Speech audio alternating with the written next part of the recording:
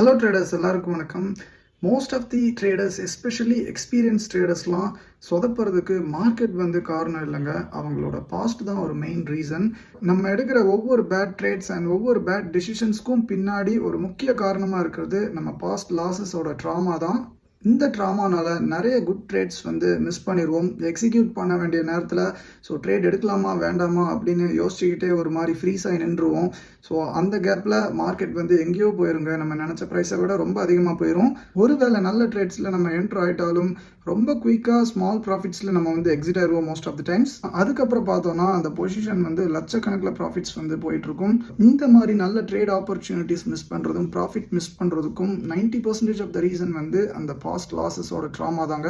ஆனால் ரியாலிட்டி என்னன்னா, மார்க்கெட்டுக்கு உங்களோட பாஸ்ட் லாஸஸ்லாம் பற்றி தெரியவே தெரியாது, அதுக்கு கவலையும் கிடையாது. அது லூசர்ஸ் அண்ட் வின்னர்ஸ் எல்லாத்தையும் ஒரே மாதிரி தான் ட்ரீட் பண்ணும். நம்ம சக்ஸஸ் ஆகிறதுக்கு இந்த பாஸ்ட் ட்ராமா ஒரு பெரிய தடையாக இருக்குது. நம்ம இந்த பாஸ்ட் லாஸஸை மைண்ட்லேருந்து எரேஸ் பண்ணால் மட்டும்தான் நம்ம நெக்ஸ்ட் ஸ்டெப்புக்கு போக முடியும். இல்லைனா இப்போ எங்கே இருக்கோமோ அங்கேயே நம்ம ஸ்டக் ஆயிடுவோம் பல வருஷத்துக்கு.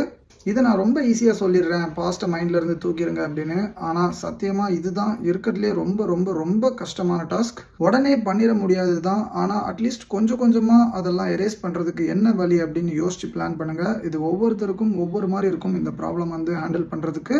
பாஸ்ட் லாஸஸ் ரொம்ப பெரிய அமௌண்ட்டாக இருந்துட்டுன்னா உங்களால் கடைசி வரைக்கும் அதை மைண்ட்லேருந்து எரேஸ் பண்ண முடியாமல் போகிறதுக்கு நிறைய சான்சஸ் இருக்குது. ஸோ அதனால் இப்போ தான் இந்த ஃபீல்டுக்குள்ளே வந்திருக்கீங்க, லாஸஸ்லாம் கொஞ்சம் கம்மியாக தான் இருக்குது அப்படின்னா நீங்கள் தயவு செஞ்சு ஃபர்தராக லாஸஸை க்ரோ பண்ணாமல் பார்த்துக்கோங்க. நீங்கள் ப்ராஃபிட்டே பண்ணலன்னா கூட பரவாயில்லைங்க, நீங்கள் கேபிட்டலை மட்டும் அப்படியே ப்ரொடெக்ட் பண்ணிட்டு வந்துட்டே இருந்தாலே நீங்கள் கண்டிப்பாக ஒரு ஸ்டேஜில் சூப்பர் சக்ஸஸ்ஃபுல்லாக இருவீங்க.